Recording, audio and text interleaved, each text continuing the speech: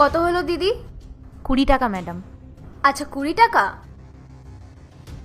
ও no, আমি তোমার পার্সটাই ফেলে এসেছি। আসলে দিদি আমার তো এখনো অন্য প্যাসেঞ্জারও তুলতে হবে, আপনার কাছে যা খুচরো আছে আপনি দিয়ে দিন।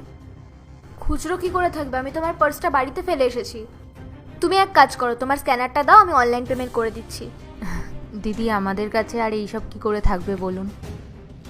আচ্ছা ওই বিল্ডিংটা দেখতে পাচ্ছ, আমি ওখানেই থাকি, তুমি এখানেই দাঁড়াও, আমি টাকাটা নিয়ে আসছি। কিন্তু দিদি। আরে ভরসা করো, আমি নিয়ে আসছি।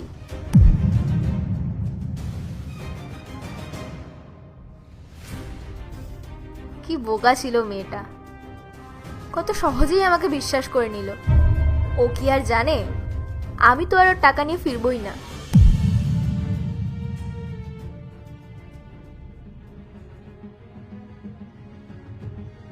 কত দেরি হয়ে গেল, ম্যাডামটা তো এখনো এলো না, বললো যে 5 মিনিটের মধ্যেই চলে আসবে।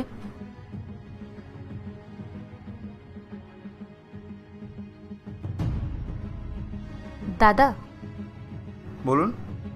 আপনি এখানে কোনো অল্প বয়সী ফর্সা করে নীল রঙের জামা পরা মেয়েকে দেখেছেন? না তো দিদি, সেরকম কাউকে দেখিনি। আচ্ছা ঠিক আছে।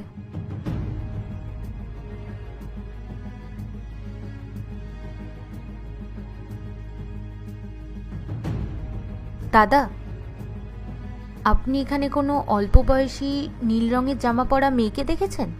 অল্প বয়সী নীল রঙের ড্রেস পরে? না, সেরকম কাউকে তো দেখিনি। আচ্ছা ঠিক আছে। হুম।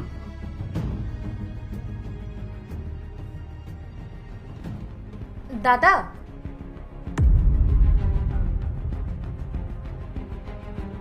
এটা মনে হয় আপনার পার্স, পড়ে গেছিল হয়তো। Thank you so much. এই পার্সটা হয়তো পড়ে গেছিল, আমি বুঝতেই পারিনি। আর এর মধ্যে অনেকগুলো টাকা ছিল। আপনি যদি আমাকে এই পার্সটা ফেরত না দিতেন তাহলে আমার অনেকগুলো টাকা লোকসান হয়ে যেত। না না দাদা, কোনো ব্যাপার না, আমার জায়গায় অন্য কেউ থাকলে এটা হয়তো তার সাথেই নিয়ে চলে যেত। তা ঠিকই বলেছেন আপনি। এমনিতেও এই পৃথিবীতে সৎ মানুষের সংখ্যা কমে যাচ্ছে। আপনার সততা দেখে আমার খুব ভালো লাগলো।